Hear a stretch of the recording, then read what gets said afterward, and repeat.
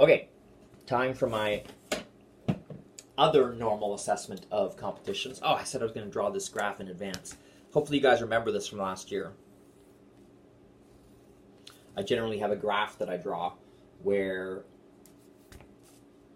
I assess how everybody... I can't remember, I had two different things that I was assessing, but I know execution is the main thing I assess.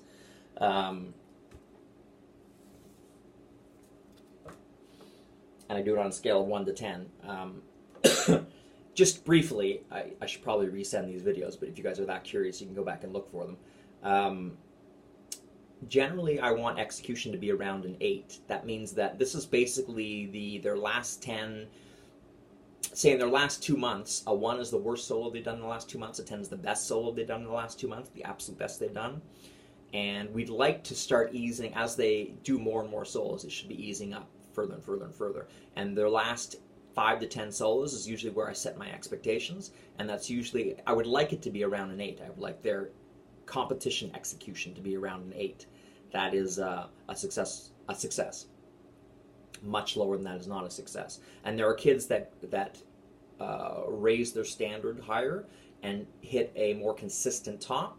But because this is fall skate in the first competition of the year, nobody has really leveled out yet. Nobody has set a consistent standard for their solo yet. Everybody is getting, I think all 5 of them were getting better and better and better every time they did their solo, pretty obviously. Certainly 3 of them, almost of the last 5 solos they did, Caitlin, Sora, Becky, every single one of the last 5 got slightly better than the one before. So I was kind of expecting that trend to continue at this competition. We'll see if it did.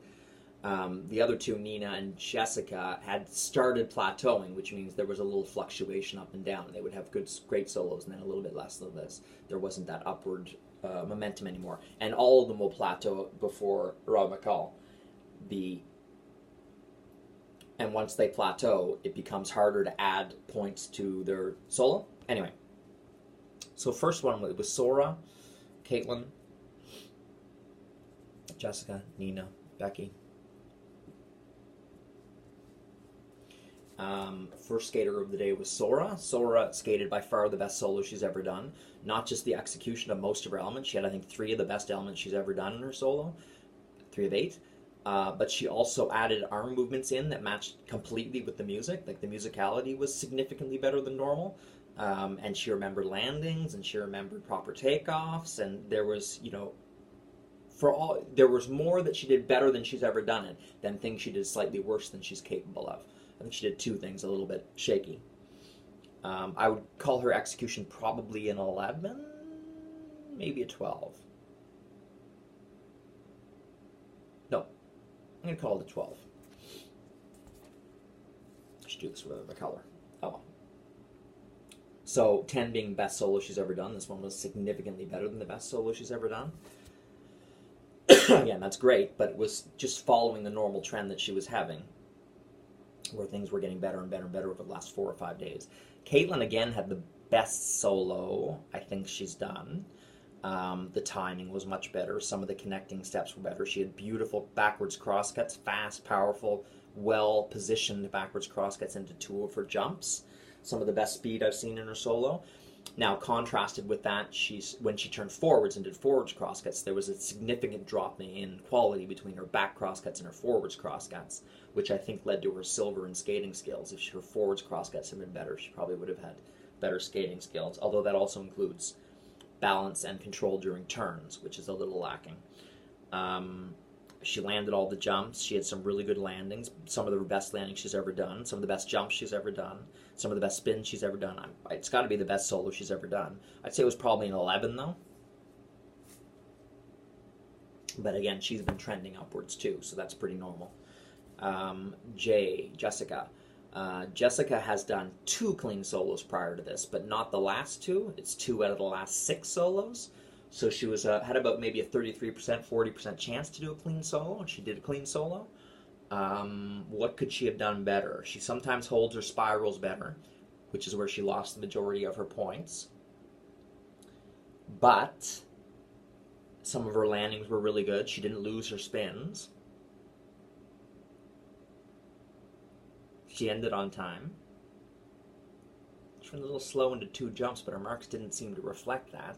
I'm going to say that's probably, I mean, it might be slightly below 10 because of the spirals. One spiral was clearly short. No, I'm going to call it a 10 because there were other things that she did better than she normally does. So again, execution was excellent at this competition. Nina had the best first axel she's ever done in her solo.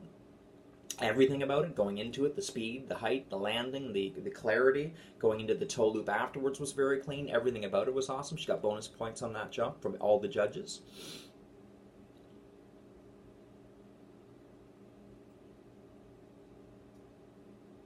Her Lutz was good. Her final axel was good, but she sat on it. It wasn't a wipeout, but she did get a -3 because she fell, and she often does not fall on that one.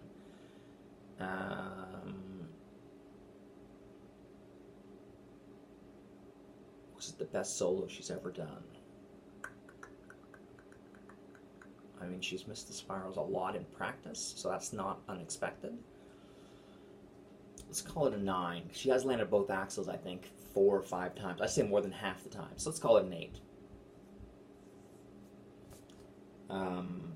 There wasn't anything too surprising or too bad in it, but she has landed the second axle, and that's a fairly big point boost. It's a whole point if you land the axle cleanly. And Becky. Becky, again, I think, did the best solo she's ever done. She only blatantly fell on 1 jump. She did cheat her 2 double sows, but she's been doing that recently. She did both spins. One wasn't low enough. Spirals were good. Presentation was good. Timing was good. I gotta say that's probably a 10. That's probably the best solo she's ever done. So looking at execution, this was by far the strongest competition the kids I've had at all. Now the results were poor based on that, but again, none of my kids skated August. Basically most people didn't start skating until the end of the 2nd week of September. So we've had it, and the application had to be in mid-late October. So we basically had a month to prepare for this competition. Considering that, that is excellent. That is superb. I'd say about a third of their competitors, especially in Becky's category and Jessica and Nina's category, skated 6 or more weeks of summer school. So probably more than a third, actually. Well, a third overall. More than a third of those 2 categories. So they have had this solo and have been competing with it since summer school. So they're all going to be more polished. Again, that's why you can't be results oriented, because they've had their solo for 4 times as long since early July. They've worked at it all through August. Most of them competed with it in August. A lot of them competed with it at Skate Moncton in October. So they've had more time to work out kinks in it than we have. We now have 2.5 months before Rob McCall to get some of the kinks worked out, which shouldn't be a problem. But that is, the average execution was near a 10. That is, almost everybody had the best solo that they've done, ever. Well, with this current solo, in practice. And really none of the point results were all that shocking or surprising. I was reasonably happy with Becky, Jessica, and Nina's point total. The only results I was really disturbed by were Caitlin, and that had nothing to do with her execution. It has to do with the judging panel. And there's nothing we can do about that. You're going to have some judging panels that feel very differently about a skater than others. Okay, I think I'm done.